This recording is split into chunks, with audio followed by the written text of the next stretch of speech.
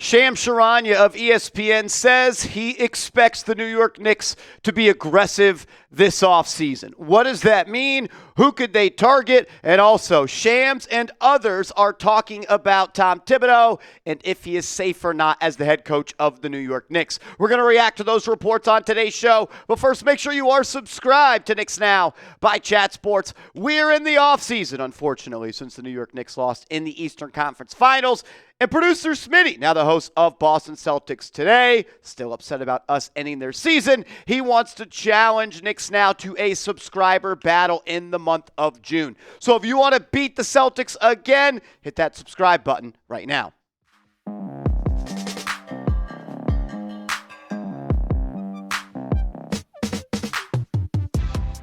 You're watching Knicks Now by Chat Sports. I am your host, Marshall Green. Let's dive into it. Charania hopped on ESPN and reported that the New York Knicks are going to be aggressive this offseason as they try to improve the roster and find themselves hopefully in a position where they can get to the NBA Finals next season. Sham saying this on ESPN, quote, "There will be internal meetings this week for the New York Knicks to evaluate everything from the roster, different changes they could make around everything, but especially the roster.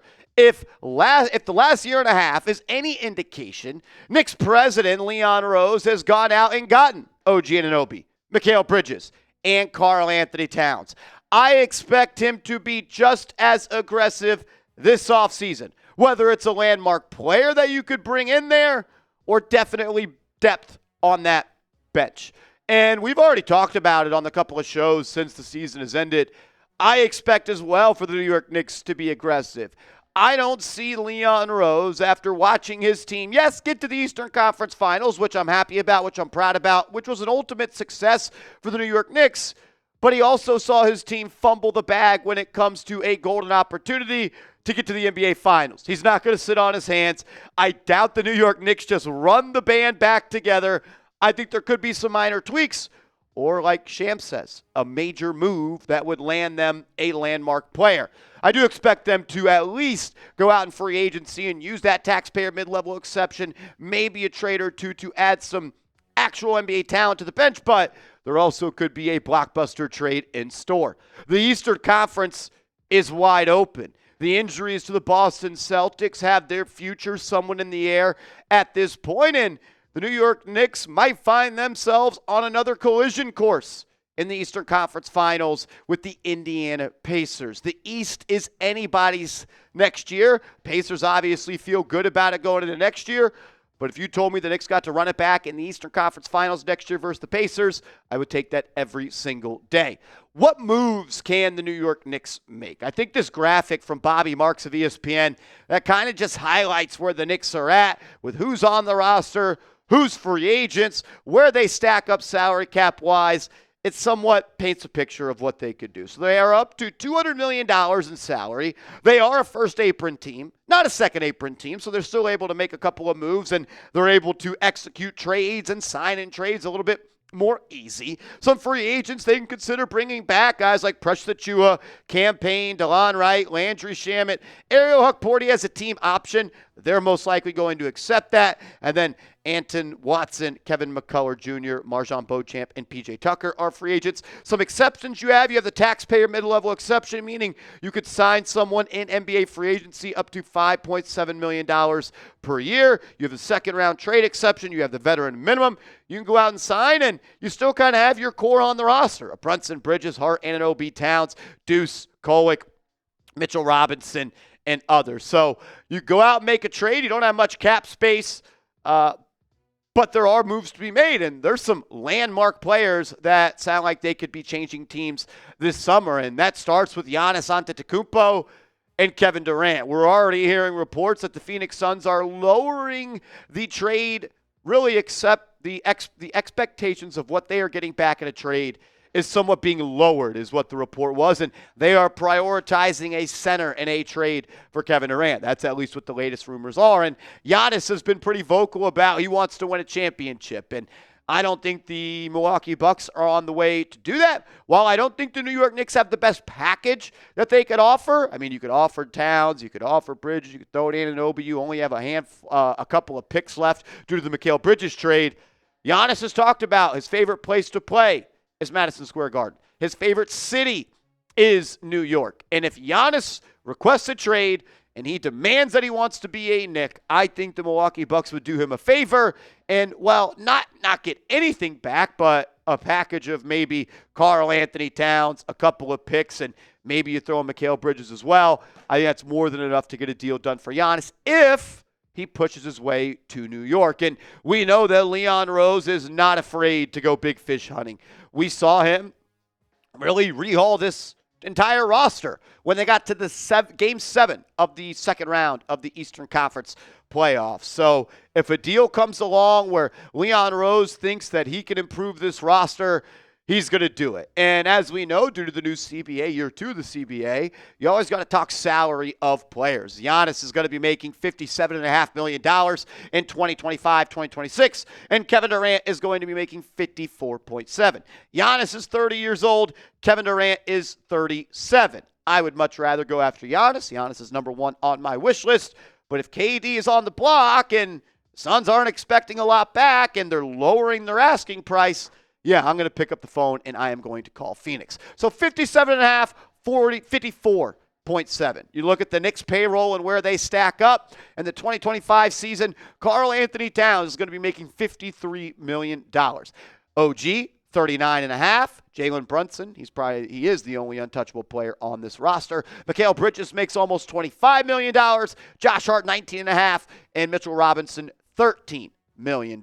So if you're getting up to 57, you could look at a package for Giannis of Karl Anthony Towns, Deuce McBride, and maybe a couple of first-round picks. Or you could roll with OG Anunoby and Mikal Bridges. I think everything should be on the table for Giannis, and for a guy like Kevin Durant, if they want a center, maybe you trade Karl Anthony Towns and you get KD and a couple of picks or something like that. I don't know what the deals would look like right now, but I just want to bring it to everybody's attention that I think the New York Knicks are going to be aggressive, and Shams Charania, he also does, and his opinion is a little bit more filled with reporting than mine, so I'm going to go with what he has to say. My question to you is not who should the Knicks trade for. Who of these 4 players do you think is most likely to be traded this season? Are the Knicks going to trade Cat? Are they going to trade Bridges? Are they going to trade Anunoby? Or is Josh Hart going to be the player that is dealt? If you think it's going to be multiple players, let me know. Give me your thoughts in the comments section. I also wanted to react to what Shams Charania had to say about Tom Thibodeau's future, as well as Ian Begley sounded off on Tom Thibodeau, and my guys over at Big Knick Energy, who dropped a bombshell of a tweet, which we'll talk about in a second. Shams Charania saying this about Tom Thibodeau, quote, Tibbs called it a very important offseason for us coming up, and that this is a team that has won 50-plus games in consecutive seasons for the first time since the early 90s. 4 of Tom Thibodeau's 5 seasons as a head coach, they have made it to the playoffs. So it's been a successful run. And Jalen Brunson is fully supportive of Tom Thibodeau. That front office is fully supportive of Tom Thibodeau as well, but I do expect them to be very active and aggressive on the roster. So what I take from that is Shams thinks that Tom Thibodeau is going to be back. And then we saw Big Knick Energy. Shout out to the boys over there. They crush it. Great people. Those are my guys. They've been pretty right about some scoops that they've had. And they tweet this out yesterday saying the Knicks world is about to be shocked. What does that mean? I don't know. Ian Begley saying this yesterday on the Zach Lowe podcast. Quote, if I'm a betting man, Tom Thibodeau is back. But I can tell you for sure that hasn't been decided, at least to my knowledge, 9:45 a.m. on Monday. Obviously, the name out there, if they do move, Jay Wright, Michael Malone, but kind of similar qualities to Tibbs. Others, but no slam dunk. So Big Knick Energy hinting that a major change could be coming. Ian Begley saying if he's a betting man, he thinks Tibbs is going to be back, but no decision has been made soon. I'll just say this in reference to the Big Knick Energy tweet.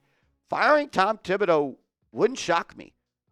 The Knicks have been close to firing Tom Thibodeau before. Go back to December of 2023 before they made the trade for OG Anunoby. Tibbs talk about it. I thought I was going to be fired. Leon Rose views this group as a championship caliber roster. And if he comes to the decision that he does not think Tom Thibodeau can elevate them to that platform, they're going to move on. So firing him wouldn't shock me. What would shock me is maybe a guy like Leon Rose stepping down.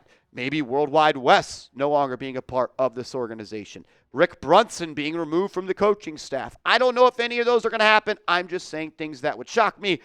And when it comes to trades, there's no way the Knicks have already agreed to a trade by 2 p.m. the Monday after their season ended on a Saturday. So I think it'd be a personnel decision.